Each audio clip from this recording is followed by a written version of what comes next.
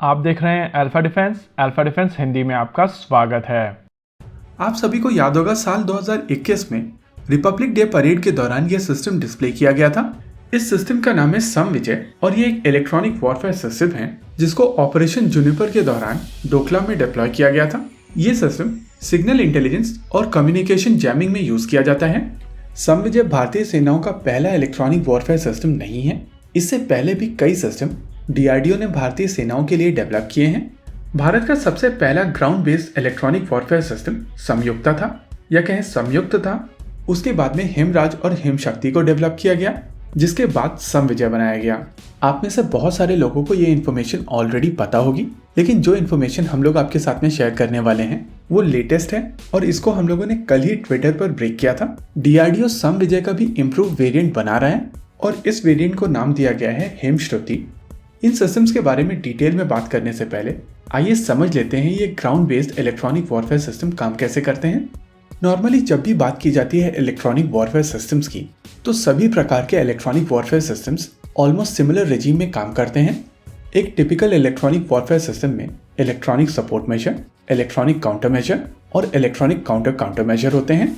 अगर electronic support major की बात की जाए तो इनकी मदद से आ रहे सिग्नल्स को इंटरसेप्ट किया जाता है और उसको स्टोर कर लिया जाता है।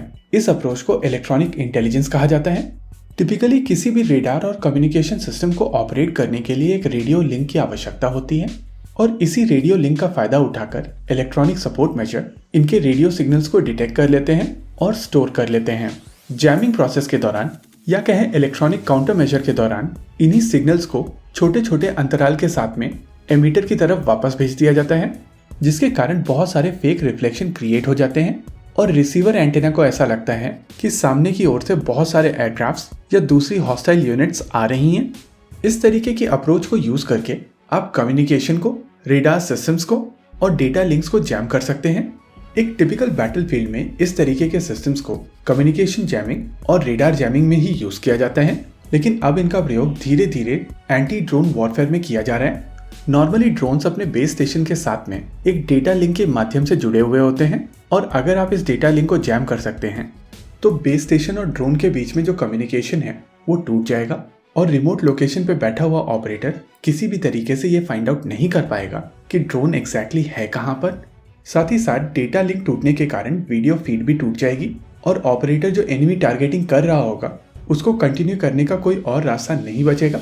भारत का सबसे पहला इलेक्ट्रॉनिक वॉरफेयर सिस्टम समयुक्ता था और इस सिस्टम में 145 ग्राउंड मोबाइल यूनिट्स होते थे।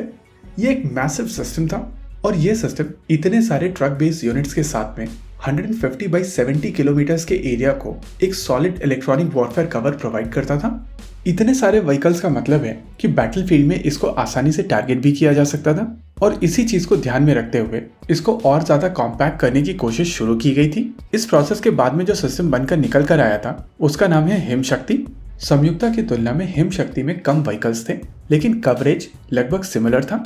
ये सिस्टम भारतीय थल सेना की रिक्वायरमेंट के लिए बनाया गया था और इसी वजह से इसमें थोड़े से और मॉडिफिकेशन करके हिमराज नाम का एक सिस्टम भारतीय वायुसेना के लिए बनाया गया था।